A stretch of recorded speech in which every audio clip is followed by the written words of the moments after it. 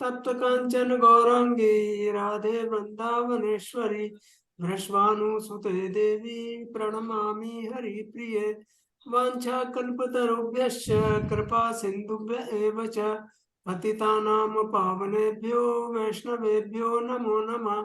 जय श्री कृष्ण चैतन्य प्रभु नित्यानंद श्री अद्वैत गदाधर श्रीवासादि गौर भक्त वृंद हरे कृष्णा कृष्ण कृष्णा हरे हरे हरे राम राम राम हरे हरे। जी, बहुत बहुत धन्यवाद। बहुत सुंदर मंगलाचरण आपने पढ़ा, कंठस्थ हो गया, ये तो बड़ी सुंदर बात है, प्रसन्नता की बात है। देखिए, तो मैं आपको ये भूमिका बना रहा था, कृष्ण भावनामृत में पहला कदम, साधक के लिए मार्गदर्शिका। तो ये एक बिगिनर्स गाइड है। आरंभिक अवस्था में जो भक्त हैं, जो कृष्ण भक्ति में आए हैं, नए नए इससे संबंध बना रहे हैं, उनके लिए ये पुस्तक विशेष रूप से लिखी गई है। इसके जो लेखक हैं वो हमारी संस्था के एक विद्वान सन्यासी श्री श्रीमद् भक्ति विकास स्वामी महाराज द्वारा ये पुस्तक लिखी गई है। तो इस पुस्तक के बारे में आज थोड़ी सी चर्चा करेंगे, और सबसे पहले थोड़ा सा विषय सूची पर नजर डालेंगे कि विषय सूची के अंदर क्या बताया गया है। तो देखिए, कृष्ण भावनामृत का अभ्यास क्यों करें भाई? हम कृष्ण भक्ति में आए हैं तो कृष्ण भक्ति हमें क्यों करनी चाहिए?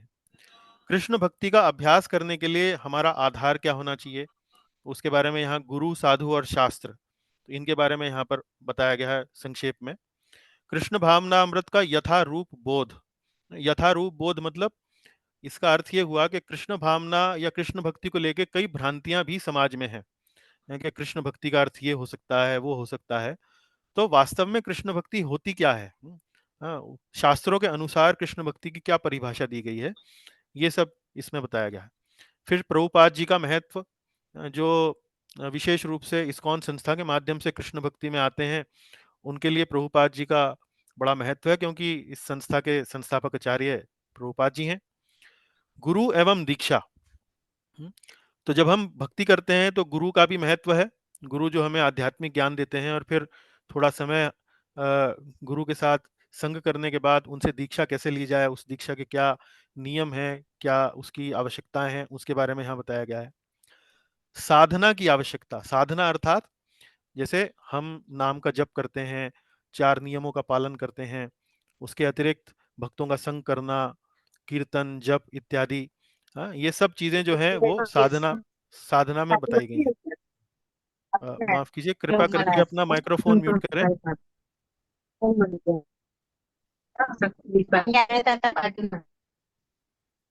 हरे कृष्णा, कृपया अपना माइक। प्रभु ये कोस्ट बना दीजिए। जी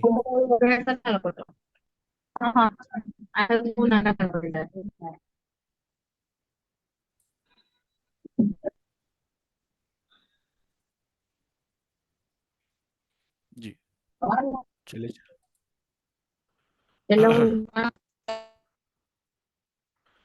जी, तो देखिए, फिर साधना के बारे में थोड़ी चर्चा की गई है 25वें पेज पे। उसमें कीर्तन आ गया, जप आ गया, है, श्रवण का बहुत बहुत महत्व है भक्ति में। श्रवण जो है भक्ति का एक बड़ा प्रमुख अंग है। उन्नत भक्तों से श्रवण, मतलब जो भक्त जो हैं वो अपनी भक्ति में थोड़ा आगे बढ़ चुके हैं, भक्ति के बारे में अच्छे से जानने लगे हैं, उनसे श्रवण करने का महत्व। आध्यात्मिक साहित्य का अध्ययन, या पुस्तकों का अध्ययन करना, उनका महत्व। भक्तों का संग करना, उनका महत्व। भक्ति के जो 4 नियम हैं, उनका महत्व।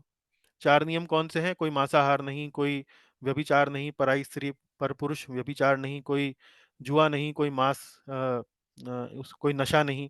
तो ये 4 नियम हैं। घर में मंदिर यदि आप बनाना चाहते हैं वैष्णव सिद्धांतों के अनुसार, तो वो स्थापना कैसे करें, है?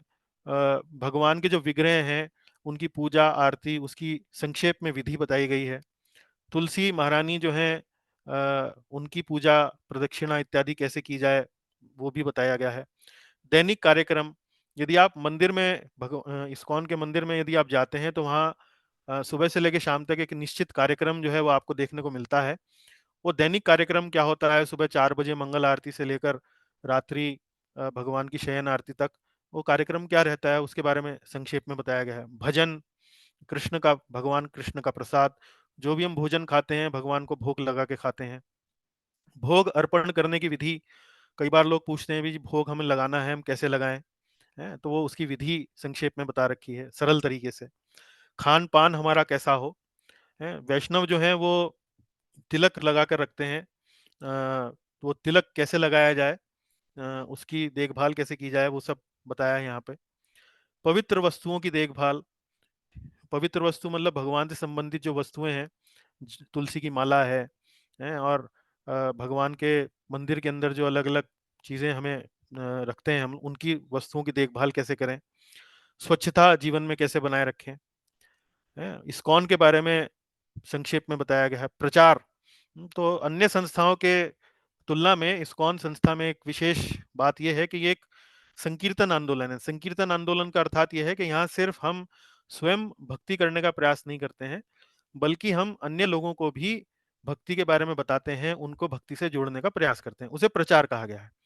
तो प्रचार से ना केवल स्वयं हमारा जो चेतना है वो शुद्ध होती है, बल्कि अन्य लोगों को भी आप जब भक्ति में लाते हैं और जब वे भक्ति में प्रसन्नता से आगे बढ़ते हैं तो आपको स्वयं भी उससे एक बड़ी संतुष्टि मिलती है। तो प्रचार का महत्व। नगर संकीर्तन, नगर संकीर्तन का मतलब ये हुआ कि भगवान का हरिनाम लेने के लिए जब हम नगर में अपने मकान के आसपास, अपने घर के आसपास या यूं कहिए शहर में कीर्तन पार्टी निकालते हैं, मृदंग लेकर, करताल लेकर भगवान के पावन नामों का वितरण करते हैं। क्योंकि कई लोग जो हैं जो भगवान के नामों के बारे में नहीं जानते हैं, पर फिर भी जब उनके कानों में भगवान के पवित्र नाम पढ़ते हैं तो उनका परलोक जो है वो सुधरता है। तो इसलिए नगर संकीर्तन का अपने आप एक महत्व है और भक्ति का एक बड़ा विशेष अंग है। एकादशी, कई लोग एकादशी के बारे में कई बार प्रश्न पूछते हैं। चातुर्मास तथा दामोदर व्रत, तो वर्ष के अंदर जब दामोदर दिवाली से पहले या दिवाली जिस मास में पड़ती है उसे दामोदर मास कहा जाता है, कार्तिक का महीना जिसे बोलते हैं। तो कार्तिक के महीने में व्रत करने की महत्व और अन्य बातों का महत्व क्या है। उत्सव, जन्माष्टमी, रामनवमी, इसके अलावा अन्य अन्य जो उत्सव, राधा अष्टमी जो पड़ते हैं वैष्णव कैलेंडर में, उनका क्या महत्व है। प्रणाम कैसे किया जाए, वैष्णव वेशभूषा क्या होती है।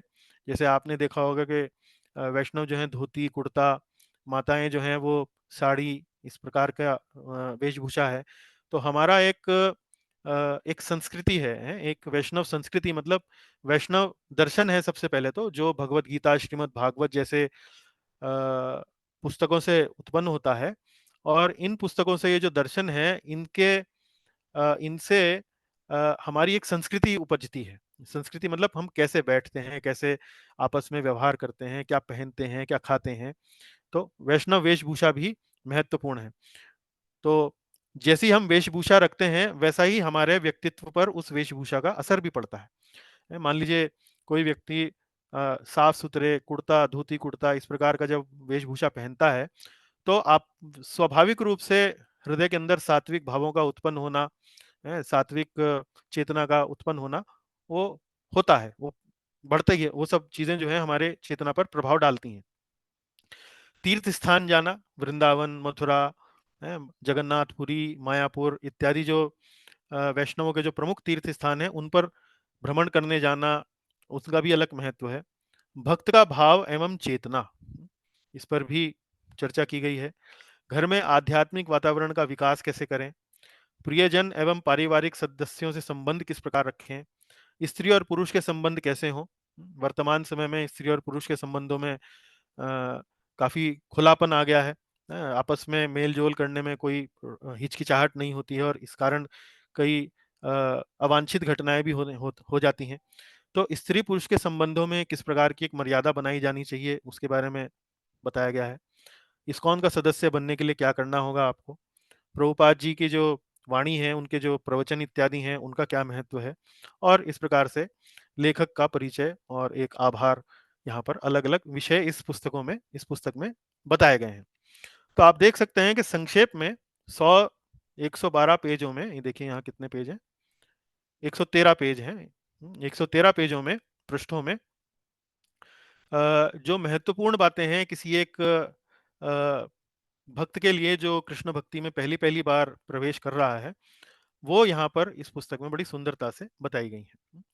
तो आज की पुस्तक के लिए माफ कीजिए, आज की कक्षा के लिए मैंने जो विषय पकड़ा है या जिस पर मैं चर्चा करना चाहूंगा, जिस पर हम पठन पाठन और चर्चा दोनों करेंगे, वो है गुरु एवं दीक्षा। गुरु एवं दीक्षा ये 19वें पेज पर है और लगभग 5-6 पेज की ये टोटल डिस्कशन है। तो मैं आज इस पर थोड़ी सी चर्चा करना चाहता हूँ, ताकि आप लोगों का इस बारे में थोड़ा सा ज्ञान बढ़े। इस पर हमने चर्चा अभी तक इतनी अधिक नहीं करी है, लेकिन देखिए 19वां,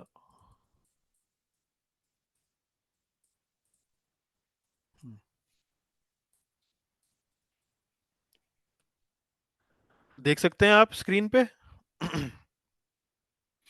गुरु एवं दीक्षा।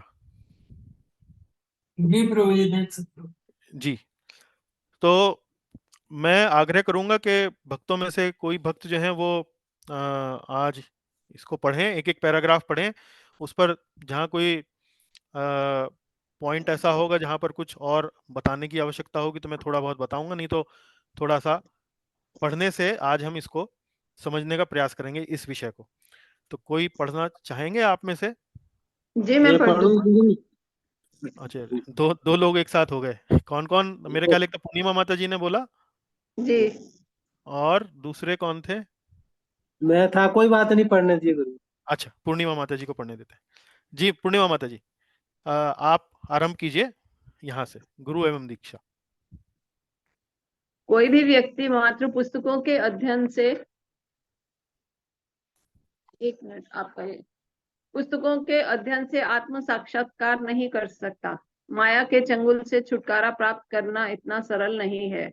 इस माता जी, मार्ग मैं में 2 मिनट आपको जरा सा विश्राम दूंगा। क्या आप अपना वीडियो ऑन कर सकती हैं जिससे आपको पढ़ते हुए लोग देखें तो उनका थोड़ा ध्यान अधिक जाएगा? जी जी जी, पढ़िए। कोई भी व्यक्ति मात्र पुस्तकों के अध्ययन से आत्म साक्षात्कार नहीं कर सकता। माया के चंगुल से छुटकारा प्राप्त करना इतना सरल नहीं है। इस मार्ग में निश्चित रूप से परीक्षाएं एवं कठिनाइयां आती हैं। कोई भी व्यक्ति केवल अपने बल पर भगवत धाम में प्रवेश नहीं कर सकता। इसलिए सभी शास्त्र बार बार जोर देकर कहते हैं कि आध्यात्मिक मार्ग में प्रगति के इच्छुक सभी व्यक्तियों के लिए एक प्रामाणिक सदगुरु की शरण ग्रहण करना नितांत आवश्यक है। हाँ, अभी थोड़ा विश्राम दीजिए। देखिए यहाँ पर मुख्य रूप से क्या विषय बताया गया है कि आध्यात्मिक प्रगति स्वयं अपने बल पर करना सरल नहीं है, और इसको, इस क्षेत्र में आगे बढ़ने के लिए हमें एक प्रामाणिक गुरु की आवश्यकता होती है। और जब हम प्रामाणिक गुरु के निर्देशन में, गाइडेंस में जब हम भक्ति करते हैं तो हमें सफलता मिलती है। चलिए आगे चलिए। प्रभुपाद जी ने कहा है, जीवन के हर कदम पर आध्यात्मिक गुरु मार्गदर्शन करते हैं। मार्गदर्शन करने के लिए आध्यात्मिक गुरु को आदर्श व्यक्ति होना चाहिए, अन्यथा वह मार्गदर्शन कैसे करेगा। शिष्य गुरु के आदेशों की अवहेलना नहीं कर सकता। इसलिए व्यक्ति को ऐसे आध्यात्मिक गुरु का चुनाव करना चाहिए जिनके आदेश पालन से वह कोई गलती नहीं कर सके। मान लो कि यदि आप किसी गलत व्यक्ति को गुरु बनाते हैं और वह आपको गलत मार्गदर्शन करता है, तब आपका संपूर्ण जीवन नष्ट हो जाएगा। अतः व्यक्ति को एक ऐसा गुरु स्वीकार करना चाहिए जिसके मार्गदर्शन में वह अपना जीवन सफल बना सके।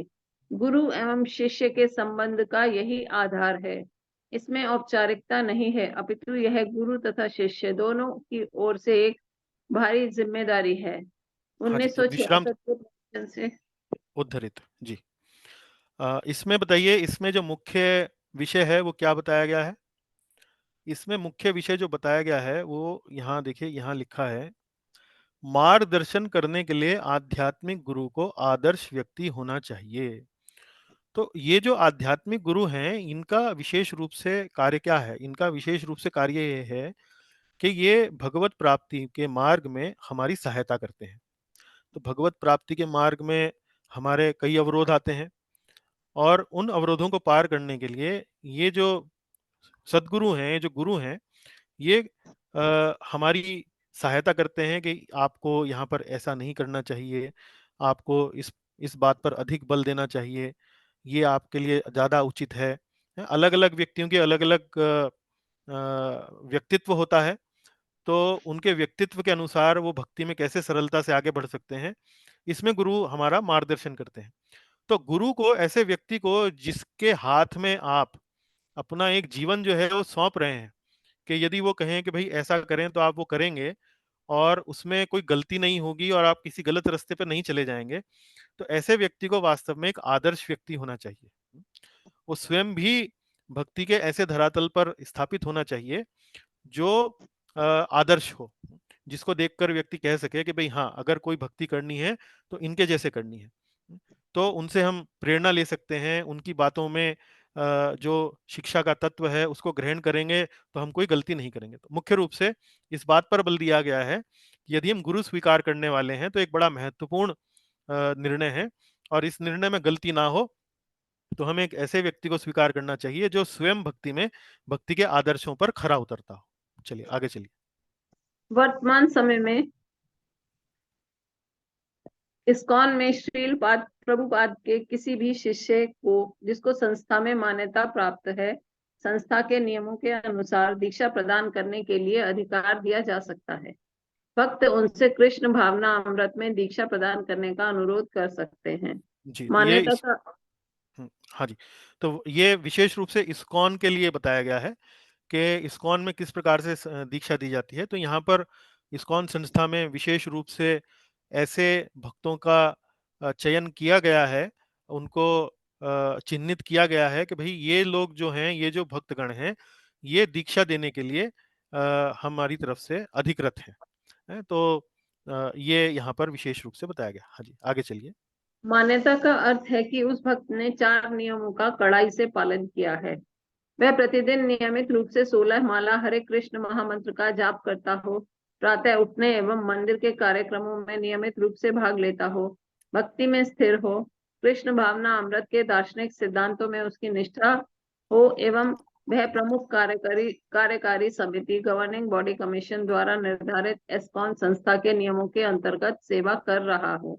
जी, तो यहाँ देखिए, यहाँ पर जिसको संस्था से मान्यता प्राप्त है, तो गुरु कौन बन रहा है? जिसको इस्कॉन संस्था से मान्यता प्राप्त है। अब मान्यता प्राप्त होने का मतलब क्या, कि ये जो व्यक्ति हैं, जो गुरु का जो पद ले रहे हैं, ये 4 नियमों का बिल्कुल कड़ाई से पालन करता हो, 16 माला करता हो प्रतिदिन, मंदिर के कार्यक्रमों में नियमित भाग लेता हो, भक्ति में स्थिर हो, और दार्शनिक सिद्धांत जैसे गीता, रामायण, श्रीमद् भागवत, उनका बहुत अच्छे से वास्तव में उनकी निष्ठा हो। तो ये एक तरीके से थोड़ा उच्च स्तर पर जो गुरु के जो मुख्य मुख्य जो आवश्यकताएं हैं वो यहाँ बताई गई हैं। हरि भक्ति विलास के अनुसार कृष्ण भावना अमृत के इच्छुक व्यक्ति को श्री कृष्ण के बारे में एक प्रामाणिक भक्त से कम 1 वर्ष तक नियमित रूप से श्रवण करना चाहिए। इस अवधि के दौरान सेवा तथा जिज्ञासा से गुरु एवं शिष्य के संबंध विकसित हो सकते हैं। तत्पश्चात यदि शिष्य को यह विश्वास हो जाए कि ये वो महानुभाव हैं जिनकी मैं शरण ग्रहण कर सकता हूँ तथा ये मुझे श्री कृष्ण तक ले जा सकते हैं, तो वह उनके पास जाकर शरण प्रदान करने तथा अंततः दीक्षा देने के लिए प्रार्थना कर सकता है। जी, तो देखिए, यहाँ पर बताया गया है कि दीक्षा लेने के लिए आपको या किसी भक्त को क्या करना होता है। लगभग 1 वर्ष का समय दिया गया है, लगभग, ये कोई बिल्कुल पत्थर पे लकीर नहीं है, लेकिन 1 वर्ष तक यदि हम किसी प्रामाणिक भक्त के साथ हमने श्रवण किया है, उनसे कृष्ण भक्ति के बारे में जानकारी करी है, पुस्तकों का अध्ययन किया है, तो एक उन ऐसे व्यक्ति से गुरु और शिष्य का संबंध जो है वो स्थापित हो जाता है, एक रिलेशन डेवलप हो जाता है। तो जब ये रिलेशन डेवलप हो जाए और शिष्य को ये कॉन्फिडेंस हो जाए, ये आत्मविश्वास हो जाए कि भाई मैं इसी व्यक्ति से वास्तव में दीक्षा लेना चाहूंगा, या इसी व्यक्ति को जीवन भर के लिए अपना गुरु स्वीकार करना चाहूंगा, क्योंकि मैं इनसे प्रेरित हूँ। मैं इनके चरित्र के बारे में, मैं इनके मानसिकता के बारे में, मैं इनके विचारों के बारे में बहुत अच्छे से अवगत हो चुका हूँ, और मुझे लगता है कि ये मुझे जीवन भर प्रेरणा देने के लिए सक्षम है कृष्ण भक्ति में।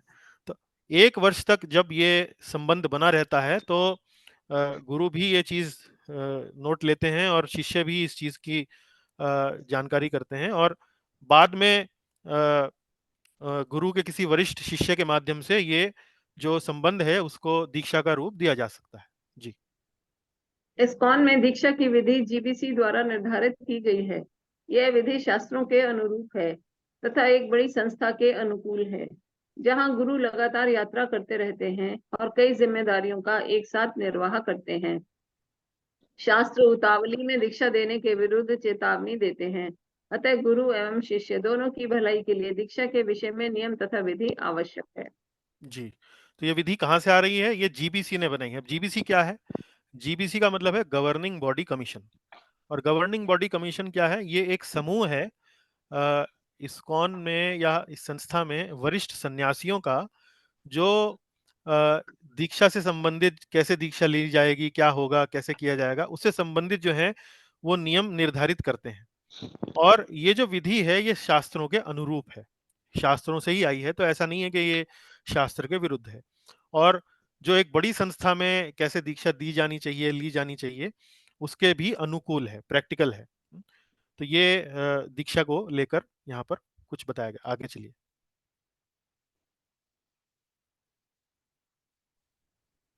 इस्कॉन भक्तों के संपर्क में आकर जब किसी को कृष्ण भावना अमृत गंभीरता से लेने की प्रेरणा मिलती है, तो उसे सर्वप्रथम श्रील प्रभुपाद की शिक्षाओं का पालन करने का निर्देश दिया जाता है। श्रील प्रभुपाद इस्कॉन के सभी सदस्यों के प्रमुख शिक्षा गुरु एवं आचार्य हैं। नए भक्तों को उनकी गुरु पूजा करना सिखाया जाता है। श्री कृष्ण को प्रणाम करते समय तथा उन्हें भोग अर्पित करते समय वे श्रील प्रभुपाद का प्रणाम मंत्र उच्चारण करते हैं। जी।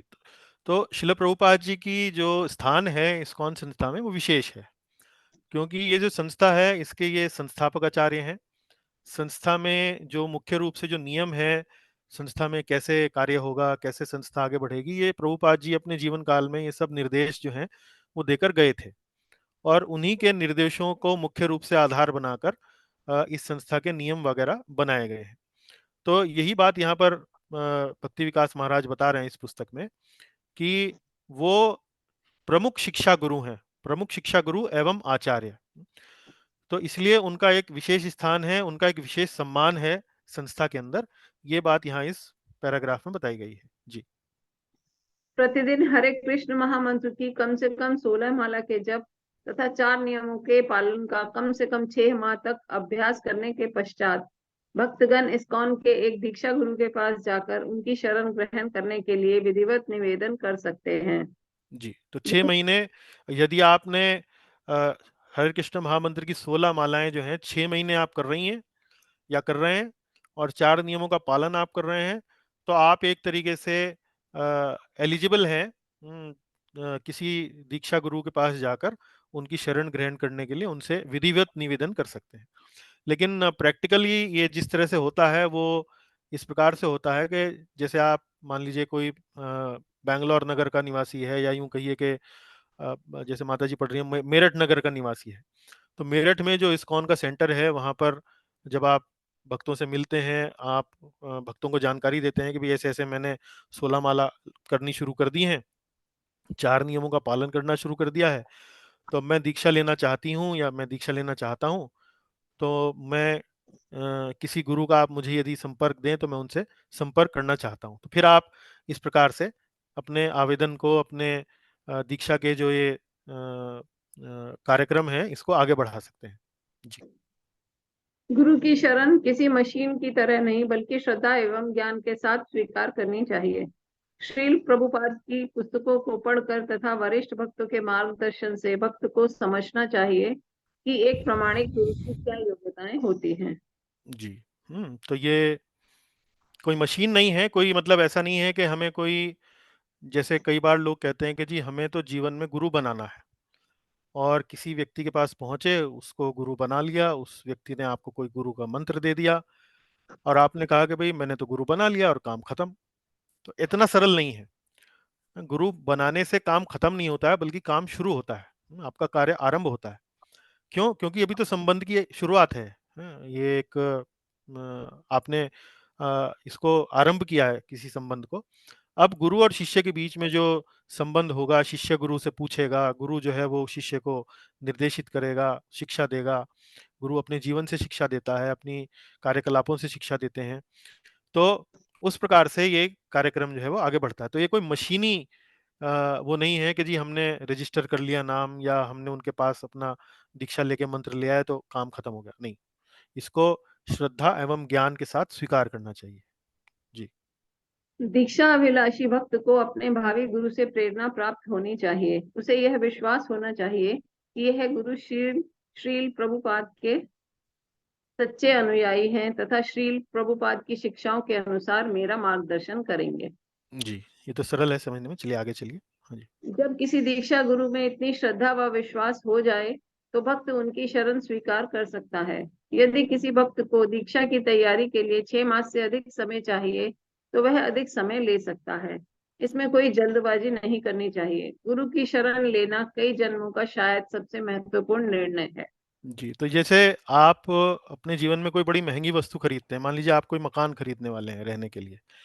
कई कई बार ये बड़ी एक तरीके से महंगी वस्तुएं होती हैं, मकान खरीदना या कोई जेवर खरीदना, गहना खरीदना। कोई बड़ी इतनी सरलता से कोई नहीं खरीदता है। मान लीजिए आप कोई हीरा खरीदने वाले हैं, तो हीरा खरीदने के लिए आप सबसे पहले जिस दुकान पे जाएंगे वो जानकारी करेंगे, भाई दुकान जो है वो प्रामाणिक है, हीरा जो है कहीं नकली सामान तो नहीं मिलता है यहाँ पे, हीरे की जांच भी आप करवाना चाहेंगे। तो हर तरीके से जांच परख के, ठोक बजा कर आप वो वस्तु को खरीदेंगे। इसी प्रकार से गुरु को स्वीकार करने का निर्णय भी, हाँ, हीरा खरीदने के समान ही है। क्योंकि आप एक ऐसे व्यक्ति को अपने जीवन का अपने जीवन का एक तरीके से पतवार जो है, अपनी बागडोर जो है वो संभाल देने वाले हैं उनके हाथ में। क्योंकि आप जब वो अपनी आपको कुछ आदेश करेंगे या आपसे कुछ आपसे एक्सपेक्ट करेंगे, तो आप फिर अस्वीकार नहीं कर सकते हैं, क्योंकि उससे फिर दोष होता है। तो ऐसा व्यक्ति जब आपको कोई निर्देश दे, तो सबसे पहले तो निर्देश आपका वास्तव में कल्याण करे, आपको किसी गलत मार्ग पर ना ले जाए, ये विश्वास होना चाहिए। और अ, अ, और वो व्यक्ति जो है वास्तव में कोई गलत व्यक्ति नहीं है, कोई नकली गुरु नहीं है, ये भी हमको देखना चाहिए। तो इसलिए दीक्षा गुरु का स्वीकार करने में कोई जल्दबाजी ना करें। 6 महीना तो मिनिमम बताया है, लेकिन मैक्सिमम का जो पीरियड है वो थोड़ा ज्यादा भी हो सकता है। मान लीजिए आपको 2 साल लगते हैं या 2.5 साल लगते हैं, तो इतना भी समय लगाने में कोई बुराई नहीं है। अगर आपको कोई उचित व्यक्ति अभी तक नहीं मिल पाया है, तो थोड़ा अधिक समय लगाने में भी कोई बुराई नहीं है, क्योंकि ये बड़ा महत्वपूर्ण निर्णय है, इसलिए इसको देखभाल कर, सोच समझ कर करना चाहिए। इस्कॉन में आप किसी को भी गुरु स्वीकार करें, वह श्रील प्रभुपाद द्वारा दी गई मूलभूत शिक्षाएं ही प्रदान करेगा, जैसे कि ब्रह्म मुहूर्त में उठना, 16 माला जप करना आदि। तथापि गुरु का गुरु परंपरा में एक निजी स्थान होता है तथा दीक्षार्थी भक्तों को गुरु धारण करने के विषय में बहुत सोच विचार करने के बाद निर्णय लेना चाहिए। दीक्षार्थी भक्त इस बारे में वरिष्ठ भक्तों से परामर्श कर सकते हैं, परंतु उन्हें स्वयं भी दीक्षा गुरु के चरित्र एवं व्यक्तित्व का अध्ययन करना चाहिए। जी, है ना। तो ये आप ये समझ लीजिए कि भाई जो गुरु जो हमको पढ़ाएंगे या जो समझाएंगे, वो मूल रूप से प्रभुपाद जी की शिक्षाओं पर ही आधारित है। और वास्तव में प्रभुपाद जी की भी जो शिक्षाएं हैं वो परंपरा के माध्यम से उन्होंने प्राप्त करी हैं। प्रभुपाद जी के ऊपर जो उनके गुरु थे, प्रभुपाद जी ने वहां से स्वीकार करी। उनके गुरु के जो गुरु थे, उन्होंने वहां से स्वीकार करी। और मूल रूप से इसी प्रकार से ये सब शिक्षाएं जो हैं वो पीढ़ी दर पीढ़ी, परंपरा दर परंपरा ये चलती है। तो इसलिए बड़ा सोच समझकर ये कार्य करना चाहिए। आगे चलिए। इस्कॉन में प्रमाणिक भक्त की पहचान के लिए ऊपर दिए गए मार्गदर्शन के अतिरिक्त यह भी देखना चाहिए कि गुरु ने किस सीमा तक 6 वेगों पर नियंत्रण प्राप्त कर लिया है, 6 सद्गुणों का विकास किया है तथा 6 दोषों से मुक्ति प्राप्त की है। विस्तृत व्याख्या हेतु उपदेश अमृत के श्लोक 1/3 देखें। जी, तो देखिए यहाँ पर 6 वेगों की बात हो रही है, 6 सद्गुणों की बात हो रही है तथा 6 दोषों की बात हो रही है। तो इस पैराग्राफ में जो चीज बताई जा रही है वो ये है कि जो ऊपर हमने जो चीजें बताई हैं कि वो प्रभुपाद जी की शिक्षा देते हों, 16 माला का नियमित रूप से जप करते हों, 4 नियमों का कड़ाई से पालन करते हों, ब्रह्म मुहूर्त में उठते हों, मंदिर के कार्यक्रम में नियमित से भाग लेते हों, इत्यादि इत्यादि। ये जो बातें सब गुरु के लेकर बताई गई हैं, उसके अतिरिक्त अब यहाँ इस पैराग्राफ में बताया जा रहा है 6 वेगों से 6 वेगों पर नियंत्रण हो, 6 सद्गुण उन्होंने विकसित कर लिए हों और 6 दोषों से उन्होंने मुक्ति प्राप्त कर ली हो। तो 6 वेग कौन से हैं, 6 सद्गुण कौन से हैं, 6 दोष कौन से हैं, ये उपदेशामृत एक पुस्तक है जो श्रील रूप गोस्वामी जी ने लिखी है। उसके पहले, दूसरे, तीसरे श्लोकों में ये 6 वेग, 6 सद्गुण और 6 दोषों के बारे में व्याख्या की गई है। तो उदाहरण के तौर पे मैं आपको 6 वेगों का उदाहरण देता हूँ, ज्यादा लंबा नहीं जाएंगे, ये जब हम विस्तार से जब पढ़ेंगे, जब हम उपदेशामृत का अध्ययन अपने आगे आने वाली कक्षाओं में करेंगे। तो 6 वेग कौन से हैं?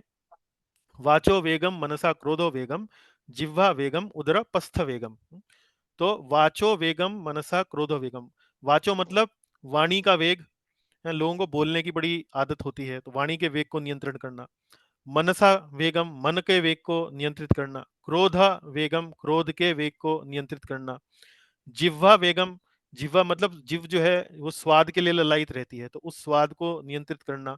जिह्वा वेगम उदर उपस्थ वेगम, उदर मतलब पेट को, पेट के वेग को, उदर के वेग को, और फिर उपस्थ, उपस्थ मतलब होता है जननेंद्रियां, जननेंद्रियों को भी नियंत्रित करना। तो ये सब, ये जितनी भी बातें बताएंगे इनमें वेग होते हैं, इन वेगों को नियंत्रण करना। तो इसी प्रकार से 6 सद्गुण होते हैं भक्ति के अंदर, 6 अच्छी बातें बताई गई हैं कि जिनका विकास हमें करना चाहिए। 6 दोष होते हैं जिससे उनको मुक्ति प्राप्त करनी चाहिए। तो विस्तृत व्याख्या हेतु उपदेशामृत में हम आगे आने वाली कक्षाओं में पढ़ेंगे। तो ये, इसके अतिरिक्त ये 3 बातें और गुरु के अंदर देखनी चाहिए। जी। एक आदर्श गुरु को शास्त्रों का ज्ञाता तथा विरक्त मनोवृत्ति का स्वामी होना चाहिए। श्री कृष्ण की सेवा में लगाने के लिए सभी सुविधाएं उपलब्ध होने पर भी गुरु की भौतिक सुविधाओं तथा ऐश्वर्य से आसक्ति नहीं होनी चाहिए। जी, देखिए बड़ी महत्वपूर्ण बातें हैं, अलग अलग करके धीरे धीरे सब बता रहे हैं कि एक आदर्श गुरु के गुण क्या हैं। तो 6 वेग, 6 सद्गुण, 6 दोषों के बाद अब क्या बता रहे हैं? शास्त्रों का अच्छा ज्ञान हो, विरक्त मनोवृत्ति वाला हो। विरक्त मनोवृत्ति मतलब ऐसा ना हो कि उसका ये जो भोग ऐश्वर्य की जो वस्तुएं होती हैं उनमें उनकी आसक्ति हो, उनकी विरक्ति की भावना ऐसी होनी चाहिए। श्री कृष्ण की सेवा में लगाने के लिए सभी सुविधाएं उपलब्ध होने पर भी गुरु की भौतिक सुख सुविधाओं तथा ऐश्वर्य से आसक्ति नहीं होनी चाहिए। मान लीजिए श्री कृष्ण की सुविधा के लिए मंदिर ने एक वाहन खरीदा। अब गुरु के मन में ये भावना आने लगी कि अब ये तो वाहन का जो उपयोग है, उपभोग जो है, मैं अपने आनंद के लिए करूंगा। तो ऐसा नहीं होना चाहिए। वो सब सुख सुविधाएं उसके पास उपलब्ध हैं, लेकिन उनका जो उपयोग है वो विशेष रूप से भगवान की सेवा में ही कर रहे हैं और अपने किसी भोग विलास के लिए, सुख सुविधा के लिए, ऐश्वर्य के लिए नहीं कर रहे हैं। ऐसा भी उनके अंदर गुण होना चाहिए, विरक्त होने चाहिए। जी।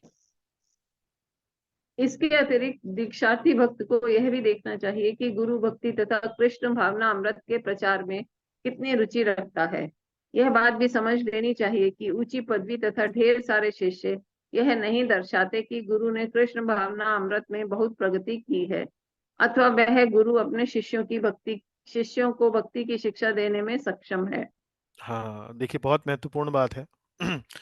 दूसरा अगला गुण क्या है? प्रचार में रुचि हो। हृदय के अंदर, गुरु के हृदय के अंदर इस प्रकार का भाव होना चाहिए कि भगवान के ज्ञान के बिना ये संसार में जो जीव जंतु हैं वो वास्तव में कितना दुख का भोग कर रहे हैं। और यदि इनको भगवत ज्ञान दिया जाए, भगवत गीता का, श्रीमद् भागवत का सुंदर अमूल्य ज्ञान जो है उनको दिया जाए, तो उनका जीवन कितना सुखमय हो जाएगा। तो इस बात की जो पीड़ा जो है वो एक गुरु के हृदय में सर्वदा होनी चाहिए। और चूंकि वह पीड़ा होती है उसके हृदय में, जब वो संसार के जीवों को कष्ट में देखता है, तो स्वयं ललायित रहता है कि मैं इस ज्ञान का प्रचार करूं, लोगों के पास ले जाऊं, लोगों को समझाऊं इसके बारे में। और यह बात भी समझनी चाहिए कि ऊंची पदवी तथा ढेर सारे शिष्य यह नहीं दर्शाते कि गुरु ने कृष्ण भावनामृत में बहुत प्रगति करी है।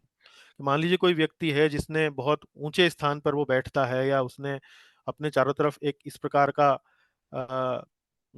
इस प्रकार का प्रभाव जो है वो विकसित कर लिया है कि वो बहुत ऊंचा व्यक्ति है, और उसके बहुत ढेर सारे शिष्य हैं, तो इसका अर्थ ये नहीं है कि उसने बहुत प्रगति कर ली है भक्ति के अंदर। बल्कि इस बात से उसका निर्णय होना चाहिए कि वो वास्तव में क्या अपने शिष्यों को भक्ति का जो उपहार है वो उनके हृदय में आरोपित कर सकते हैं कि नहीं। इस बात से उनका एक प्रकार से परख होनी चाहिए किसी गुरु की। जी चलिए आगे। गुरु शिष्य के संबंध अंतरंग और व्यक्तिगत होते हैं, अतः आध्यात्मिक गुरु का चुनाव करते समय निजी स्वभाव का भी विचार करना चाहिए। सभी प्रामाणिक गुरुओं की शिक्षाएं समान ही होती हैं, परंतु प्रत्येक आध्यात्मिक गुरु का अपना निजी व्यक्तित्व तथा गुरु के दायित्वों के निर्वाह के प्रति व्यक्तिगत दृष्टिकोण होता है। उदाहरणार्थ, कुछ गुरु बहुत कम शिष्य बनाते हैं तथा उन्हें स्वयं प्रशिक्षित करते हैं, जबकि दूसरे अधिक शिष्य स्वीकार करते हैं तथा उनके प्रशिक्षण की अधिकांश जिम्मेदारी अपने वरिष्ठ शिष्यों को सौंप देते हैं। हाँ जी, देखिए यहाँ पर एक बड़ी महत्वपूर्ण बात बताई गई है। कुछ जो अभी तक जो ऊपर बातें बताई गई हैं वो तो एक तरह से ऐसा है कि जो सभी गुरुओं में हमें समान रूप से देखने को मिलती हैं। लेकिन इतना सब होने के बाद भी अलग अलग गुरुओं का अलग अलग स्वभाव होता है। अपने अपने स्वभाव के अनुसार वो वास्तव में भगवान की सेवा में लगते हैं। कोई व्यक्ति जो गुरु है, वो जैसा उदाहरण दिया गया इस पैराग्राफ में, वो स्वयं अपने हाथों से ही शिष्यों शिष्यों को प्रशिक्षित करने में विश्वास करते हैं कि भाई मैं इनके भक्ति का जो इनका जो लालन पालन है, जो उनका जो एडवांसमेंट है, जो उन्नति इनको करनी है, वो मेरी ही आंखों के सामने हो, अपने ही हाथों से वो करना चाहते हैं। लेकिन कुछ गुरु ऐसे होते हैं जो शिष्य बनाते हैं और उन शिष्यों के माध्यम से अन्य शिष्यों के ऊपर वास्तव में वे अपना उनका प्रशिक्षण देते हैं। उनका प्रशिक्षण उनकी जिम्मेदारी जो है वो अपने वरिष्ठ शिष्यों को सौंप देते हैं। तो शिष्यों के माध्यम से प्रशिक्षण देना या स्वयं अपने आप प्रशिक्षण देना, ये होता है। कुछ गुरु जो हैं वो अधिक शिष्य बनाने में रुचि लेते हैं। कुछ गुरु जो हैं वो केवल कुछ चुने हुए लोगों को ही शिष्य बनाते हैं, अधिक शिष्य बनाने में रुचि नहीं लेते हैं। तो इस तरह से अलग-अलग उनका जो निजी स्वभाव है, उस पर भी आपको ध्यान देना चाहिए कि भई इनका जो निजी स्वभाव है किस प्रकार का है, और क्या इनका निजी स्वभाव मेरे लिए प्रेरणादायक है। मान लीजिए कोई व्यक्ति चाहता है कि भाई मुझे अपने गुरु से ही निजी रूप से प्रशिक्षण मिले, किसी अन्य के माध्यम से ना लूं या किसी उनके शिष्य के माध्यम से ना लूं। तो ये भी आप ये सब चीजों भी निजी मतलब व्यक्तिगत दृष्टिकोण भी आप यहाँ पर देख सकते हैं। किसी गुरु के अति उत्साहित शिष्यों द्वारा उनके गुरु से ही दीक्षा लेने का दबाव डालने के प्रति सावधान रहना चाहिए। यह सही तरीका नहीं है। आध्यात्मिक प्रगति के लिए इस्कॉन से जुड़ने वाले प्रत्येक व्यक्ति को संस्था के किसी भी योग्य एवं प्रामाणिक गुरु के पास जाकर दीक्षा प्राप्त करने हेतु निवेदन करने का पूर्ण अधिकार प्राप्त है। हाँ, अब अब देखिए ये बड़ा, हाँ एक मिनट, ये देखिए बड़ा महत्वपूर्ण बात है। ये कई बार बड़ी-बड़ी संस्थाएं जैसे हमारी इस्कॉन जैसी संस्थाएं हैं, उनमें जब मान लीजिए कोई एक समूह है जिसमें ये समूह जो है ये एक विशेष रूप से केवल एक ही गुरु का शिष्य जो है इस समूह में हमको देखने को मिलते हैं। तो ये शिष्यों के अंदर कई बार एक बड़ा स्वाभाविक सा एक जो गुरु के प्रति जब वो प्रेम उत्पन्न होने लगता है, तो वो अन्य भक्तों को भी कई बार इसीलिए इसी बात के लिए प्रेरित करते हैं कि भाई जी आपको भी जो है वो इन्हीं से ही दीक्षा लेनी चाहिए, इन्हीं से ही दीक्षा लेनी चाहिए।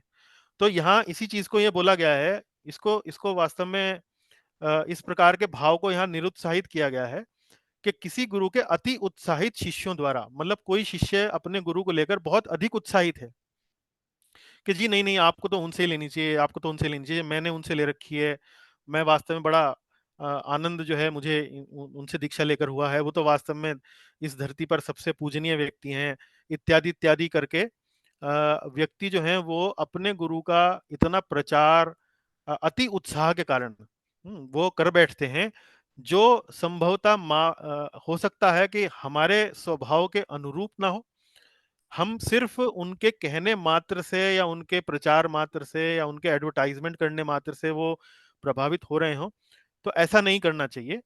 अगर आप किसी अन्य गुरु से प्रेरित हो रहे हैं तो उसका आपको पूर्ण अधिकार है उनको सामने व्यक्त करने का, जी मैं ऐसे नहीं करना चाहता, मैं उन व्यक्तियों से उनसे मैं अपनी दीक्षा लेने का विचार कर रहा हूं, तो ये आपको थोड़ा सा ध्यान रखना चाहिए। जी आगे। औपचारिक रूप से गुरु की शरण ग्रहण कर लेने के पश्चात भक्त कृष्ण भावना अमृत का पहले की भांति अभ्यास करता रहता है, परंतु अब वह गुरु के प्रति अपनी श्रद्धा को अपने भावी दीक्षा गुरु एवं श्रील प्रभुपाद पर केंद्रित करता है। अपने गुरु को प्रणाम करते हुए या श्री कृष्ण को भोग अर्पित करते समय वह अब अपने गुरु के प्रणाम मंत्र यदि कोई हो का उच्चारण करेगा। यद्यपि अभी वह विधिवत दीक्षित नहीं हुआ है, फिर भी उसने गुरु की शरण ग्रहण कर ली है और वह उन्हें गुरु के समान आदर प्रदान करने लगता है। यहाँ देखिए, दीक्षा से पहले एक बीच की स्टेज होती है, एक बीच की अवस्था होती है जिसे बोलते हैं शरणागति लेना। अंग्रेजी में बोलते हैं शेल्टर। शेल्टर का मतलब यह है कि भाई अभी हमने दीक्षा नहीं ली है लेकिन हम उनके शेल्टर में आ गए हैं। शेल्टर में मतलब यह है कि भाई अभी हम घर के अंदर दाखिल नहीं हुए हैं, हम घर के बाहर जो थोड़ा सा पेड़ की जो छाया है वहां पर आके बैठ गए हैं और थोड़ा सा जो गुरु के दीक्षा लेने के बाद जो गतिविधियां हमको करनी है वो हम गतिविधियां अब करने लगे हैं। हालांकि हमने प्रामाणिक रूप से कोई दीक्षा नहीं ली है, लेकिन हम जैसे वो एक शिष्य के रूप में आचरण करने लगे हैं। जैसे विवाह में क्या होता है, विवाह में एक तो विवाह होता है, जब अग्नि के 7 फेरे लेकर आप विवाह कर लेते हैं किसी महिला से या किसी पुरुष से, जब आप विवाह करते हैं, एक तो वो होता है। लेकिन विवाह से पहले एक बीच की अवस्था होती है जिसे बोलते हैं सगाई, या जिसे बोलते हैं मंगनी हो जाना। तो मंगनी में वो विवाह नहीं होता है, वो एक तरह से पति पत्नी नहीं बन गए हैं, लेकिन वो पति पत्नी जैसा एक दूसरे के साथ थोड़ा बहुत व्यवहार करना उन्होंने आरंभ कर दिया है। इसी प्रकार से गुरु शिष्य के संबंध में भी दीक्षा लेने से पहले एक शरण लेना या आश्रय लेना, उसका एक छोटा सा यहाँ पर प्रावधान होता है जिसमें वो व्यक्ति जो है गुरु का मंत्र उच्चारण करने लगता है और इस प्रकार से वो सब क्रियाकलाप करने लगते हैं और उन्हें गुरु के समान ही आदर प्रदान करने लगता है। तो ये बीच की अवस्था होती। हाँ जी। गुरु की औपचारिक रूप से शरण लेने के कम से कम 6 माह पश्चात भक्त की दीक्षा हो सकती है।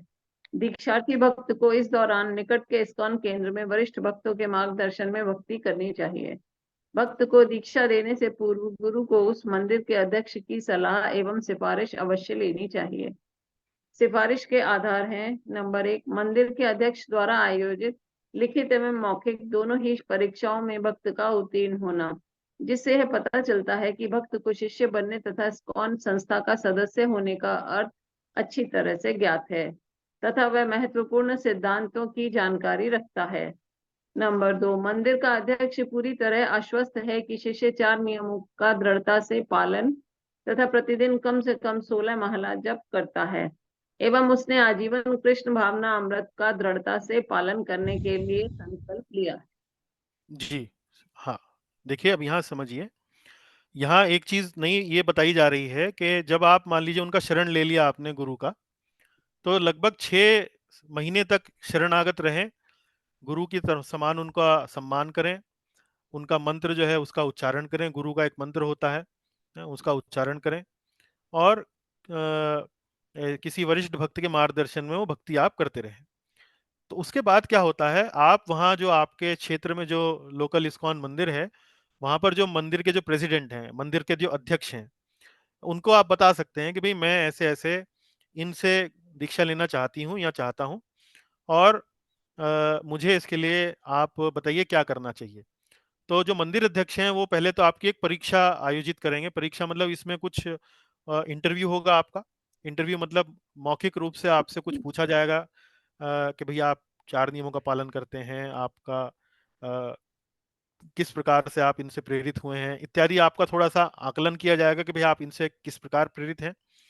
और लिखित परीक्षा भी होती है। लिखित परीक्षा मतलब कि गुरु से संबंधित, गुरु शिष्य से संबंधित जो महत्वपूर्ण जानकारी है वो आपको है, तो लिखित में कुछ प्रश्न आपसे पूछे जाते हैं, उनका उत्तर आपको लिखना होता है। वो सेट एक तरीके से पूर्व निर्धारित प्रश्न हैं जो पूछे जाते हैं, उनको आप पढ़ के पहले भी तैयारी कर सकते हैं।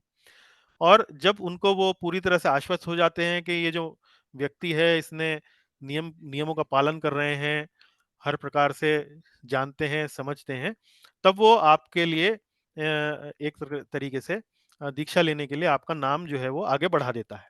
जी। दीक्षा के समय गुरु शिष्य को एक आध्यात्मिक नाम देता है। दीक्षा के पश्चात यदि शिष्य नियमित रूप से कम 6 माह तक भक्ति करता रहता है, तो उपरोक्त प्रक्रिया को अपनाने के पश्चात उसे ब्राह्मण दीक्षा एवं गायत्री मंत्र प्रदान किए जा सकते हैं। तो यदि देखिए, हाँ देखिए, दीक्षा के समय गुरु शिष्य को एक आध्यात्मिक नाम देता है। तो जैसे मुझे भी दीक्षा दी गई आज से लगभग 12-13 साल पहले मेरी दीक्षा हुई थी, तो मुझे वैसे तो मेरा नाम भौतिक जगत में मेरा नाम जो माता पिता ने दिया था अनुराग गुप्ता है, लेकिन जब गुरुदेव ने हमें नाम दिया तो केशव गोपाल दास करके हमें नाम दिया गया।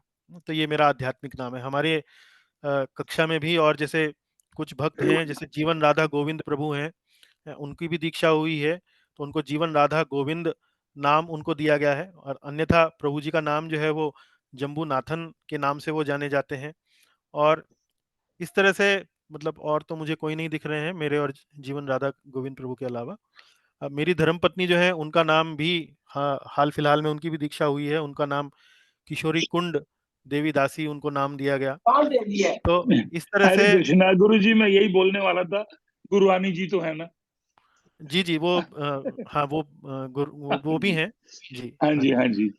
जी। हरे कृष्णा। तो हरे कृष्ण। तो ये इस प्रकार से नाम दिया जाता है। और यदि उसके बाद भी थोड़ा और आगे बढ़ना चाहते हैं भक्त, तो उनको ब्राह्मण दीक्षा भी दी जाती है। ब्राह्मण दीक्षा के समय उनको एक हवन में वहां पर बैठना होता है। हवन में बैठने के बाद उनको गायत्री मंत्र प्रदान किया जाता है। तो वो 16 माला के अतिरिक्त गायत्री मंत्र का भी नियमित रूप से जप करते हैं। दिन में 3 बार गायत्री मंत्र का जप किया जाता है, तो वो गायत्री मंत्र का जप करते हैं। तो ये दीक्षा को लेकर और कुछ जानकारी है। आगे चलिए। यद्यपि सोच विचार करके ही दीक्षा लेनी चाहिए, परंतु इस विषय पर बहुत अधिक समय लेना भी ठीक नहीं है। प्रायः 4 नियमों का पालन तथा प्रतिदिन 16 माला महामंत्र का जप, विशेषकर मंदिर की सेवा में पूरी तरह जुड़े भक्त करने वाले भक्त को 1 या 2 वर्ष में दीक्षा ले सकते हैं। हाँ, अब ये देखिए, यहाँ देखिए, यहाँ जो बात बताई गई है वो भी महत्वपूर्ण है। कई बार लोग बाग जो हैं वो दीक्षा लेने के लिए जिन गुरु का चुनाव करना है, वो बस वो चुनाव करने में ही सारा समय निकाल देते हैं। भाई हमें तो वो मिला नहीं, हमें तो वो गुरु अभी तक नहीं मिले हैं। कई वर्ष मान लीजिए बीत जाए, तो वो उसके लिए भी यहाँ चेतावनी दे रहे हैं भक्ति विकास महाराज के भाई ऐसा नहीं है कि बहुत अधिक समय आप ले लें। मान लीजिए कोई व्यक्ति विवाह करने के लिए इच्छुक है और किसी महिला को ढूंढ रहा है कि भाई मैं विवाह कर सकूं, या महिला किसी पुरुष को ढूंढ रही है। अब ठीक है, विवाह की एक आयु होती है जिसके अंतर्गत विवाह कर लिया जाए तो अच्छा रहता है। तो यदि आप जीवन का प्रोजेक्ट ही ये बना लें कि भाई मैं तो वो ढूंढूंगा बस, या वो ढूंढूंगी जो बस पूर्व आज से पहले कभी ऐसे व्यक्ति कभी पहला पैदा ही नहीं हुआ हो, जन्म ही ना हुआ हो, तो वो तो फिर थोड़ा बड़ा कठिन हो जाता है। तो थोड़ा बहुत खोजबीन करके जहां भी हम थोड़ा सा अच्छे से प्रेरित महसूस कर रहे हैं, अनुभव कर रहे हैं, ऐसे व्यक्ति की शरण ले लेना और ऐसे व्यक्ति से दीक्षा ले लेना, वो बताया गया है, उसका हमें उस प्रकार से चलना चाहिए। जी, आगे चलिए। अपने दीक्षा गुरु के अतिरिक्त इस्कॉन के अन्य वरिष्ठ भक्तों से भी श्रवण तथा उनकी सेवा करनी चाहिए। एक भक्त को स्वाभाविक रूप से अपने गुरु से अधिक स्नेह होगा, तथापि वैष्णव सदाचार के अनुसार अपने गुरु के गुरु भाइयों को भी गुरु के समान ही आदर प्रदान किया जाना चाहिए। जी, तो ऐसा नहीं है कि केवल गुरु तक ही अपना जो संबंध है वो सीमित रखें। अन्य जो वैष्णव भक्त हैं, उनसे भी हमें सुनना चाहिए, उनके प्रति भी आदर, प्रेम, स्नेह की भावना रखनी चाहिए। तो ये वैष्णव सदाचार के अनुसार हमें ये सब कार्य करने चाहिए। आगे चलिए। शास्त्रों के अनुसार यदि किसी ने पहले एक अप्रमाणिक व अवैष्णव गुरु से दीक्षा ली हुई हो, तो एक प्रमाणिक गुरु धारण करने के लिए उसे उस व्यक्ति को अवश्य त्याग देना चाहिए। जिन लोगों ने पहले से ऐसे गुरु धारण किए, वे किसी अनिष्ट की आशंका में उन्हें त्यागने से डरते हैं, परंतु उन्हें चिंता करने की कोई आवश्यकता नहीं है। शास्त्रों का ही कथन है, अपने आध्यात्मिक गुरु को किसी भी परिस्थिति में त्यागने के विरुद्ध शास्त्रों की चेतावनी ढोंगी गुरुओं के मामले में लागू नहीं होती। एक प्रामाणिक वैष्णव गुरु की शरण ग्रहण करने वाले भक्तों की स्वयं श्री कृष्ण रक्षा करते हैं। इस विषय पर अधिक जानकारी हेतु नीचे की लाइन नहीं दिख रही, श्रीमद् भागवतम में 8वां श्लोक 8वां स्कंद 20वां अध्याय पहला श्लोक। पर श्रील प्रभुपाद जी का तात्पर्य देखें। हाँ, यहाँ भी एक बड़ी महत्वपूर्ण बात बताई गई है, देखिए। और संभवतः हमारे से इस प्रकार का प्रश्न पहले कक्षा में उषानंदा माता जी ने भी किया था कि मान लीजिए पहले गुरु बनाए हों और किसी कारण से वो गुरु जो है अपने स्थान को, अपने पद के सम्मान को बनाने में सक्षम ना रह पाए हों। मान लीजिए उनसे कोई व्यभिचार हो गया है या और कोई इस प्रकार का गलत आचरण उनसे हो गया है, जिससे अब वो गुरु के पद पर रहने के लिए अभी उपयुक्त नहीं है। तो कई बार क्या होता है कि भक्तगण सोचते हैं, भाई गुरु बना लिए थे, अब उनसे चलिए थोड़ी गलती हो गई तो कोई बात नहीं, लेकिन क्या हम उन्हें अस्वीकार कर दें? कहीं कोई हमारा अनिष्ट तो नहीं हो जाएगा, कहीं हमें कोई, हमारे ऊपर कोई प्रकोप तो नहीं पड़ जाएगा? तो यहाँ भक्ति विकास महाराज इस बात के लिए समझा रहे हैं कि भाई ऐसा डरने की आवश्यकता नहीं है। शास्त्रों का स्वयं आदेश है कि यदि गुरु अपने पद से भटक गए हैं तो उन्हें अस्वीकार किया जा सकता है और उनके स्थान पर किसी अन्य व्यक्ति को, जो प्रामाणिक है, जो गुरु के आदर्शों पर खरा उतरता है, उसे स्वीकार किया जा सकता है। तो इस संबंध में श्रीमद् भागवत में 8वें स्कंद के 20वें अध्याय का पहला जो श्लोक है, उसमें प्रभुपाद जी ने तात्पर्य में कई विशेष बातें बताई हैं। तो उनको आप यदि पढ़ें तो आपको इस पर और अधिक जानकारी मिल सकती है। तो ये देखिए, ये हमने आज इस पुस्तक के बारे में यहाँ पढ़ा कि गुरु एवं दीक्षा, इसका क्या महत्व है।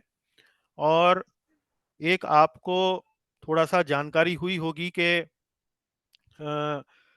गुरु और दीक्षा के बारे में इस्कॉन संस्था क्या सोचती है, किस प्रकार से इस महत्वपूर्ण विषय में वे अपना विचार रखती है। तो यदि इस संबंध में आपके कोई प्रश्न है तो अभी थोड़ी देर कुछ प्रश्न हम ले सकते हैं, आपकी शंकाओं का कुछ निवारण कर सकते हैं। यदि कोई प्रश्न हो तो बताइए। वैसे पहले तो ये बताइए कि क्या ये आपको, जो हमने चर्चा आज करी, क्या ये आपको महत्वपूर्ण लगी? क्या इससे आपकी जानकारी बढ़ी? जी हरे कृष्ण। महत्वपूर्ण हम माफ कीजिए रविंद्र प्रभु, कुछ कह रहे थे आप? है जी, महत्वपूर्ण है। हाँ, बेसिक ठीक। जानकारी तो होनी चाहिए। जी जी जी।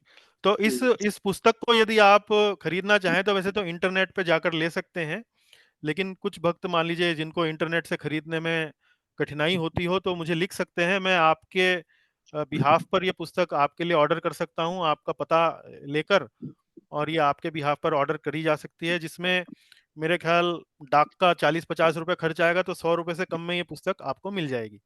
तो यदि चाहिए हो तो आप मुझे कक्षा के बाद मैसेज कीजिए, निजी मैसेज कीजिए और बताइए, ठीक। अपना पता बताइए, अपना फ़ोन नंबर तो खैर आपका होगा मेरे पास। नाम, फ़ोन नंबर और पता, सिर्फ पता आप मुझे बता दीजिए, तो उससे मैं आपके लिए ये व्यवस्था कर दूंगा। जी, और कोई प्रश्न आपका? करतार हाँ जी, बाबू, आप कुछ पूछ रहे एक थे? एक प्रश्न है जी यहाँ। हाँ हाँ, बताइए। प्रश्न ये है कि एस्कॉन के अलावा जो अन्य संस्थाएं हैं, जी वो जो है मालाओं की जो विषम अवस्था संख्या में जो है वो जाप कराने के लिए कहती हैं, लेकिन आपकी सम संख्या में जो है माला का वो जाप के लिए कह रहे हैं, तो इसका हमें थोड़ा क्लैरिफिकेशन चाहिए। देखिए, यहाँ पर विशेष रूप से जो 16 माला की जो 16 का जो ये संख्या है, माला को लेकर, ये हमें प्रभुपाद जी ने कहा है कि भाई आप 16 माला करा करें। तो ये प्रभुपाद जी का विशेष रूप से हमें एक निर्देश है। तो प्रभुपाद जी तो वास्तव में कहते थे हमें कि जब के भगवान श्री कृष्ण ने तो भगवत गीता में कहा है, सततम कीर्तयन्तो माम। मेरे ख्याल ये शायद 9वें अध्याय का श्लोक है, सततम कीर्तयन्तो माम। ये जना पर्युपासते। सततम कीर्तन तो मतलब 24 घंटे जो है मेरे नाम का कीर्तन करो। तो प्रभुपाद जी कहते थे भाई भगवान तो 24 घंटे की बात कर रहे हैं, मैं तो आपसे सिर्फ 2-2.5 घंटे मांग रहा हूँ। तो 16 माला करने में लगभग 2-2.5 घंटे लगते हैं। तो जहां तक सम और विषम संख्या मतलब इवन और ऑड संख्या की जो बात है, वो उसके बारे में मुझे मालूम नहीं है कि उसका क्या उत्तर होना चाहिए। पर 16 माला करने में लगभग 2, 2.25 घंटा लगता है। जो थोड़ा तेज करते हैं उन्हें 2 घंटा लगता है, जो थोड़ा धीरे करते हैं उन्हें 2.5 घंटा लगता है। मेरी स्पीड जो है वो लगभग 2.25 घंटे में 16 माला में कर लेता हूँ। तो 2 घंटा जो है कम से कम दिन का भगवान के लिए विशेष रूप से देना, इतनी जो है वो आवश्यकता एक दीक्षित भक्त से इस्कॉन संस्था में है। सम और विषम का उत्तर मैं नहीं दे पाऊंगा अभी, मुझे शायद कुछ इससे किसी से पूछना पड़ेगा। जी हरे कृष्णा। जी प्रभु जी पूछिए। अभी मैं आपसे पहले तो क्षमा चाहता हूँ और विनती करता हूँ। एक बार मैंने सदगुरु के 5 निशाने की बात करी थी, अभी जी। तक मेरे को कहीं से मिल तो नहीं सका, गुरु भाइयों से मिल सका है। तो उसमें आज अगर जो विषय बहुत अच्छा था उसी के आसपास था सारा विषय, हम्म तो इसमें कोई है गिनती कर पाएंगे? 6 गिनती या 5 या 4 या कुछ? मैं समझा नहीं, आपका प्रश्न क्या है? कि कम से कम सतगुरु में ये 5 लक्षण होने चाहिए या हाँ 6 जी, लक्षण होने चाहिए। हमने हाँ जी। इतने सारे हमने चर्चा करी। देखिए ये मैं आपको बताता हूँ, तो पहले तो देखिए यहाँ 16 माला करते हो, ब्रह्म मुहूर्त में उठते हो, उसके अलावा 4 नियमों का पालन करते हो, उसके अलावा 6 हम्म, वेगों, 6 सद्गुणों और 6 दोषों की बात यहाँ लिखी है उपदेशामृत के। उसके अलावा जी प्रचार में उनका ध्यान हो, शास्त्रों का जी अच्छा ज्ञान हो, जी मनोवृत्ति विरक्त हो। तो इस तरह देखिए हमने बहुत सारे एक आदर्श गुरु के गुणों के ऊपर यहाँ प्रकाश डाला है। इनमें जो भी हमने गुण बताए हैं, इनके अतिरिक्त यदि आप कोई और जानते हैं या आप जिन संस्थाओं से जुड़े रहे हैं उनमें किसी और गुण की भी बात होती है, चर्चा होती है, तो आप नहीं, बता वो सकते हैं। उसके बहुत कम है, वो तो 5 गुण की बात करते हैं, वो जी इन्हीं में आ जाते हैं जितने आपने बोले। तो जो पहले 64 गुण हैं, या अभी आपने काफी सारे गिना दिए या और भी अनगिनत होंगे, जी तो वो सारा तो गुरु कृपा से, मतलब, तो इसलिए ये वो था कि भाई फिर एक मन में श्रद्धा मन में उत्सुकता उठी कि जी आपसे थोड़ा सा मार्गदर्शन ले लूं। जी तो ये है अभी, लेकिन इसमें भी काफी सारी गिनती हो जाती है। तो जी। वो 5 गिनती जो उन्होंने बोली है व्यास जी गुरु जी ने, तो हम्म बाबा जी ने, तो वो उसके लिए मेरा आपसे निवेदन था। तो आपने बोला था कहीं से लाओ, अभी तो मैं बड़ी कोशिश कर रहा हूँ कि व्यास जी के बाबा जी से कभी मेरा जी जी। आमना कभी सामना हो जाए तो। भविष्य में आपको हाँ मिले तो जी, आप बताइएगा। हाँ जी, हाँ जी, व्हाट्सएप मैं डेफिनेटली, व्हाट्सएप हाँ पे हम जी, हाँ पोस्ट करेंगे, व्हाट्सएप पे पोस्ट करेंगे। चलिए, अन्य जी किसी जी। भक्त का और कोई प्रश्न हो तो बताइए। थैंक यू गुरु जी, धन्यवाद जी। दंडवत। दंडवत जी। और कोई? दीप कमल शर्मा जी, हरे कृष्णा। आप संभवतः हमसे पहली बार जुड़ रहे हैं, आपका कोई प्रश्न है?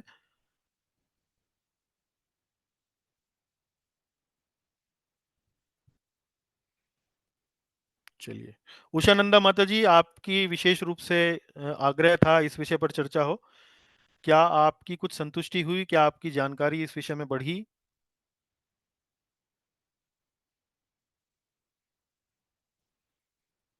अनम्यूट करके बताइएगा। हरे कृष्णा प्रभु जी। हाँ माता जी बताइए। हाँ जी, बहुत मुझे भी आपसे चर्चा हुई थी आज, जो आपने ये क्लास में किया है, ये भी बहुत अच्छा लगा, और कुछ आगे से संशय भी वो दूर हो रहे हैं धीरे धीरे। जी जी, बहुत धन्यवाद। चलिए चलिए, प्रभु और जी, किसी? हाँ जी बताइए। क्या हम इस योग्य हैं कि गुरु के गुण दोषों का आकलन कर सकें? गुरु के गुण दोषों का आकलन मतलब एक कई बार तो हम कर सकते हैं, मतलब कुछ अगर कोई मान लीजिए गुरु सिगरेट पी रहा है तो दिखाई देता है वो, या कोई शराब पी नहीं, रहा है तो दिखाई देता है। वो तो मामूली बात है प्रभु जी। वो तो हाँ जैसे 6 वेगों, 6 सद्गुणों या विकार दोषों से मुक्ति, उन्होंने कर लिया नहीं, उसके लिए सतत उनका संग की आवश्यकता है। देखिए, वो जब आप उनके साथ संपर्क करते हैं, उनके संग में आते हैं, तो एक प्रभाव जो है उनके व्यक्तित्व का आपके ऊपर पड़ता है, और कई बातों की जानकारी आप कर पाते हैं।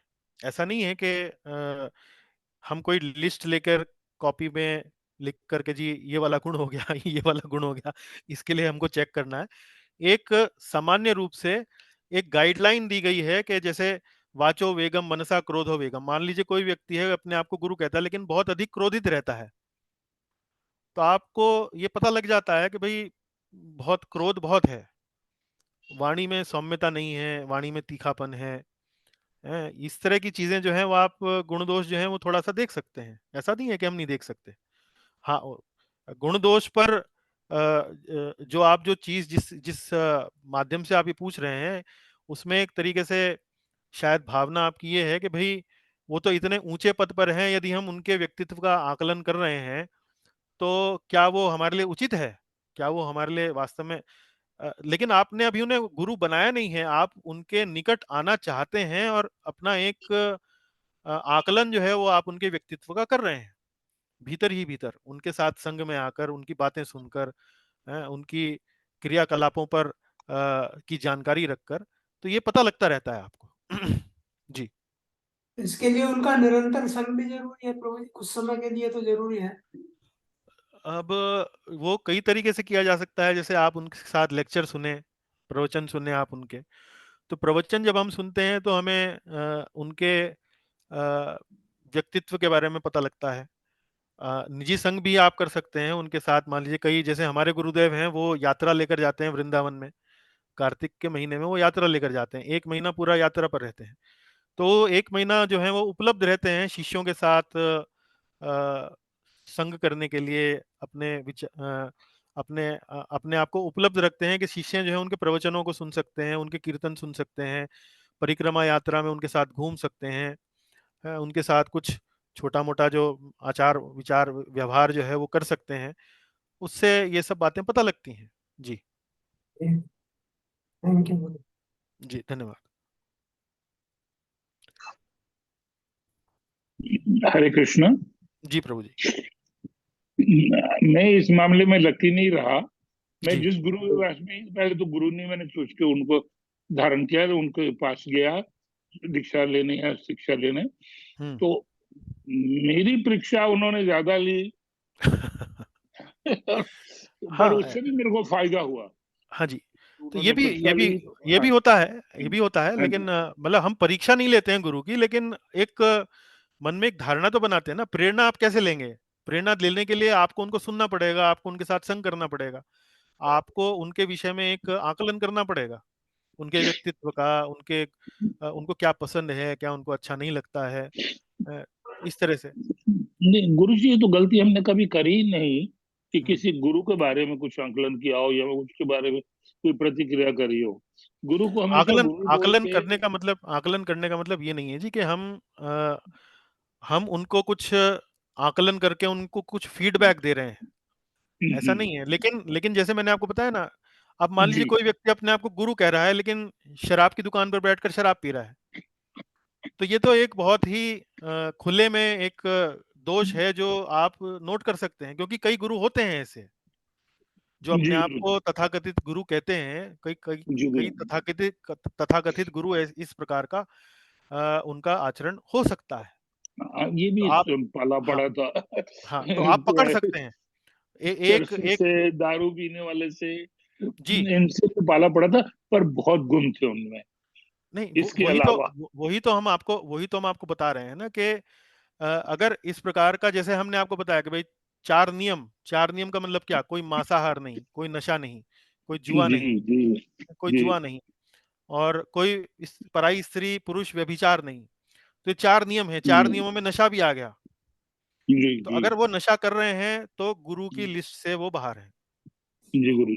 इस्कॉन के स्टैंडर्ड एटलीस्ट, या गौड़ीय हाँ वैष्णव नहीं, वो तो परंपरा का, हाँ, गौड़ीय वैष्णव बड़ा परंपरा का क्लियरली जो बोला। हाँ, मानदंड है, उस जी जी स्टैंडर्ड जी। में वो गुरु की परिभाषा में फिट नहीं होंगे। मान लीजिए कोई, नहीं बैठता। यदि वो पता लग जाए कि भाई वो इस प्रकार से व्यसन करते हैं, मांस मदिरा इत्यादि इस प्रकार से कुछ करते हैं, तो वो तुरंत ही जी जी उनके बाहर उनके लिए वो चेतावनी के रूप होगा कि भाई ये अब आप श्रीमान जी सर, ये अब आप स्वीकार्य नहीं है, आप कोई और इस रास्ता इस ढूंढते पदवी हैं, के कोई लिए और आप उपयुक्त व्यक्ति नहीं है। जी जी जी गुरु जी। थैंक यू गुरु प्रभु जी। प्रभु जी एक और प्रश्न की, ये जो है माला मतलब अंतराल दे के भी कर सकते हैं? हाँ, अंतराल देकर कर सकते हैं आप, 4-4 माला का अंतराल कर सकते हैं, 4 माला एक बार में, 4 माला एक बार में, 2 माला एक और बार में, वो भी कर सकते हैं। उससे पहले मंगलाचरण जरूरी है? मंगलाचरण नहीं, मंगलाचरण तो हम कक्षा से पहले बोलते हैं, जो प्रवचन देते हैं उस पे पहले मंगलाचरण बोलते हैं। गुरु हरे हरे कृष्ण महामंत्र जपने से पहले हम पंचतत्व महामंत्र बोलते हैं। अच्छा, वो ठीक मंत्र मैं आपको बता दूंगा अलग से। जी ठीक ठीक, थैंक यू सर। जी। अन्य कोई प्रश्न?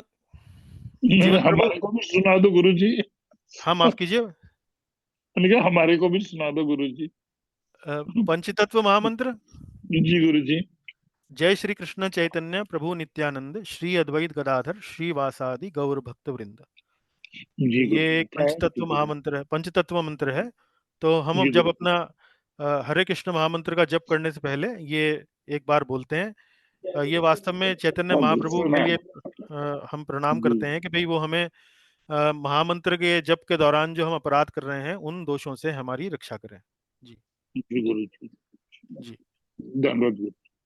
जी, दंडवत जी।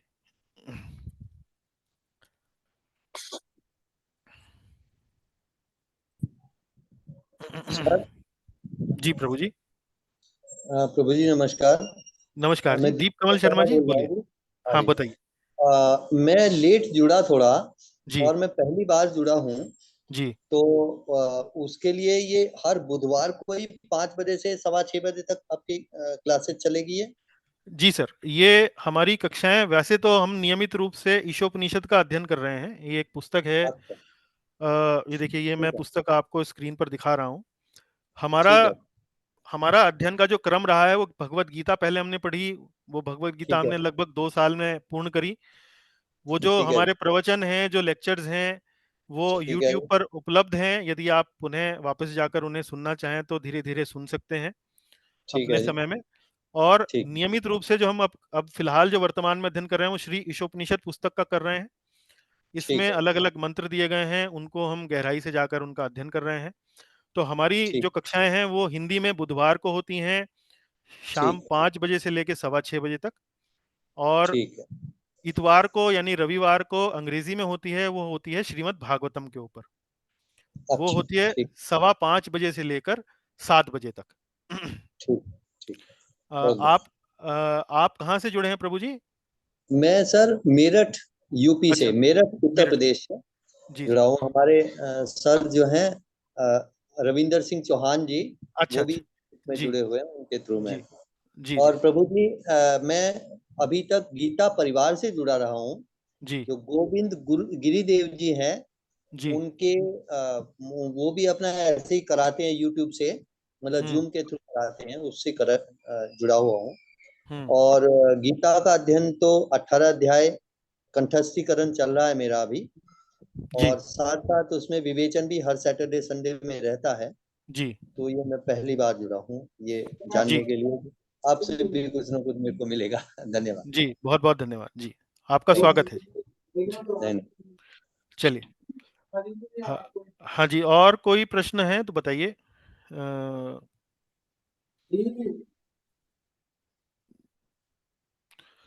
चलिए फिर आज की कक्षा आज हम यहीं पर विराम देंगे। और यदि अगले बुधवार तक और कोई आवश्यक कार्य नहीं आन पड़ा तो संभवतः हम ईशोपनिषद मंत्र संख्या 15 पर ही अपनी कक्षा आयोजित करेंगे। और अगर यदि किसी वजह से नहीं हो पाया, क्योंकि वर्तमान समय में मैं एक विशेष जिम्मेदारी मेरे ऊपर है जिसके लिए मुझे थोड़ा समय उस पर ज़्यादा देना पड़ रहा है, किसी वजह से अगर नहीं हो पाया तो हम पुनः इसी पुस्तक को थोड़ा और किसी इसके भाग का अध्ययन करेंगे। तो अ, इसके साथ ही कक्षा को मैं विराम देता हूँ। बहुत बहुत ये धन्यवाद। आप ये पूर्णिमा, पीडीएफ पोस्ट कर लेंगे? मैं पीडीएफ पोस्ट और करता हूँ जी, मैं पीडीएफ पोस्ट थैंक यू, करता हूँ। Thank you. और जिन भक्तों को ये पुस्तक खरीदनी है वो मुझे बता सकते हैं। यदि कोई पीडीएफ में ना पढ़ना चाहें, प्रिंट आउट निकालने में कठिनाई हो तो मेरे ख्याल 70-80 रुपए में आ जाएगी। आप मुझे बताइएगा। चलिए, बहुत बहुत धन्यवाद। हरे कृष्णा। हरे कृष्ण प्रभु जी। हरे जय श्री हरे हरे कृष्णा प्रभु जी। हरे हरे कृष्णा। कृष्णा दोस्त, हरे कृष्णा। हरे कृष्णा। जय श्री राधे कृष्णा गुरु जी। जय श्री राधे कृष्णा माता जी। हरे कृष्णा।